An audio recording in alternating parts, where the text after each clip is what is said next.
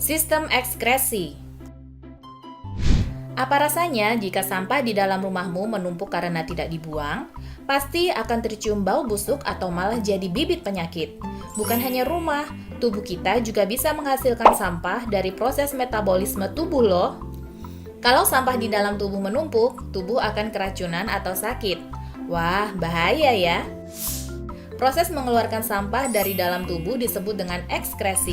Yang termasuk organ ekskresi adalah ginjal, kulit, hati, dan paru-paru. Ginjal berjumlah sepasang, bentuknya seperti kacang, dan ukurannya sebesar kepalan tangan. Fungsi utama ginjal adalah menyaring darah yang masih bercampur dengan zat-zat sisa metabolisme atau sampah tadi. Dari proses itu akan dihasilkan urin atau air kencing. Ginjal tersusun dari korteks, medula, dan pelvis ginjal. Pada bagian korteks dan sebagian masuk ke medula, ada jutaan nefron. Apa sih nefron itu? Nefron adalah unit struktural dan fungsional terkecil dari ginjal. Nefron terdiri dari glomerulus dan capsula Bowman, tubulus contortus proximal atau TKP, lengkung Henle, tubulus contortus distal atau TKD, dan ductus collectivus. Pembentukan urin terjadi di dalam nefron melalui 3 tahapan, yaitu filtrasi, reabsorpsi, dan augmentasi. Darah yang masih mengandung sisa metabolisme akan masuk ke dalam glomerulus untuk disaring. Air, glukosa, garam, dan urea akan lolos dari glomerulus dan ditampung di dalam kapsula Bowman. Hasil penyaringan ini disebut dengan urin primer. Urin primer kemudian masuk ke TKP untuk proses reabsorpsi atau penyerapan kembali zat-zat yang masih dibutuhkan oleh tubuh. Air, gula, dan garam sebagian besar akan diserap kembali oleh tubuh. Hasilnya disebut dengan urin sekunder. Urin sekunder kemudian masuk ke TKD untuk proses augmentasi atau penambahan zat-zat lain yang akan ikut dikeluarkan bersama urin. Hasil augmentasi inilah urin yang sebenarnya. Urin akan terkumpul di pelvis ginjal. Urin kemudian mengalir melalui saluran ureter dan masuk ke kandung kemih untuk ditampung sementara. Jika kandung kemih hampir penuh, maka akan timbul rasa ingin buang air kecil. Urin kemudian mengalir melalui uretra dan keluar dari tubuh. Urin berwarna kuning pucat, berbau khas, dan mengandung zat-zat sisa metabolisme. Urin yang normal tidak mengandung gula atau protein.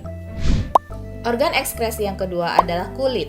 Kulit adalah organ terbesar pada tubuh kita loh. Berat kulit pada tubuh orang dewasa bisa mencapai 3,6 kg dengan luas sekitar 2 meter persegi. Karena menutupi bagian luar tubuh, kulit berfungsi sebagai pelindung tubuh dari bakteri, debu, panas, dan radiasi sinar ultraviolet. Selain sebagai pelindung, kulit juga berfungsi sebagai organ ekskresi karena kulit dapat mengeluarkan keringat. Keringat juga mengandung zat sisa metabolisme seperti urea dan garam. Mengapa kulit bisa menghasilkan keringat ya? Kulit terdiri dari 3 lapisan. Lapisan paling luar adalah epidermis. Pada epidermis terdapat pori-pori kulit untuk keluarnya keringat. Selain itu, ada juga lapisan yang menghasilkan pigmen melanin. Pigmen ini yang menyebabkan warna pada kulit, sekaligus melindungi kulit dari radiasi sinar ultraviolet. Lapisan kedua pada kulit adalah dermis. Pada dermis terdapat kelenjar minyak, kelenjar keringat, akar rambut, dan pembuluh darah.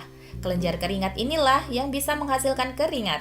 Lapisan paling bawah dari kulit adalah hipodermis yang banyak mengandung lemak. Lemak ini berfungsi untuk mempertahankan panas tubuh. Organ ekskresi yang ketiga adalah hati. Hati terletak di dalam rongga perut sebelah kanan. Hati juga salah satu organ yang ukurannya besar karena berat hati bisa mencapai 1,5 sampai 2 kg. Apa fungsi hati dalam sistem ekskresi ya? Hati dapat memecah senyawa racun untuk kemudian dikeluarkan bersama urin.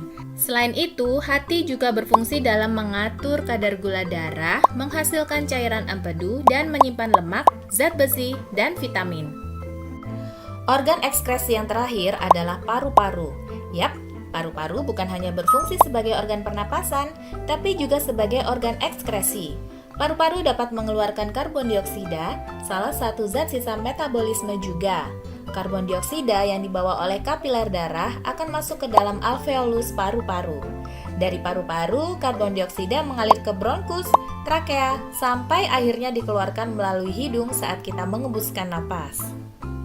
Wah, sekarang sudah makin paham ya, apa saja yang termasuk organ ekskresi. Kita jadi bersyukur karena dengan adanya sistem ekskresi, racun dan sampah dari dalam tubuh kita dapat dibuang. Supaya organ ekskresimu bisa bekerja dengan baik, minum air putih yang cukup ya. Jangan lupa, makan makanan yang bergizi dan berolahraga yang cukup. Serta jangan sering menahan buang air ya. Melakukan langkah-langkah ini bisa membantu mencegah kerusakan atau penyakit pada organ ekskresi. Tidak hanya pada tubuh, kalau ada racun yang makin lama menumpuk dalam pikiran kita, harus dikeluarkan juga ya. Caranya bisa dengan berdoa dan bersyukur, serta banyak memaafkan dan berpikir positif. Cita merasa panas atau nyeri saat buang air kecil. Kira-kira apa kebiasaan Cita yang menjadi penyebabnya ya? A. Sering menunda makan. B. Sering menahan buang air kecil. C. Sering memainkan game online. D. Sering mengonsumsi air mineral. Tulis jawabanmu di kolom komentar ya. Jika kamu ingin latihan lebih banyak soal topik sistem ekskresi, yuk kunjungi website kejarcita.id atau download aplikasi Kejar Cita di Play Store. Kejar Cita, kejar ilmu, raih cita.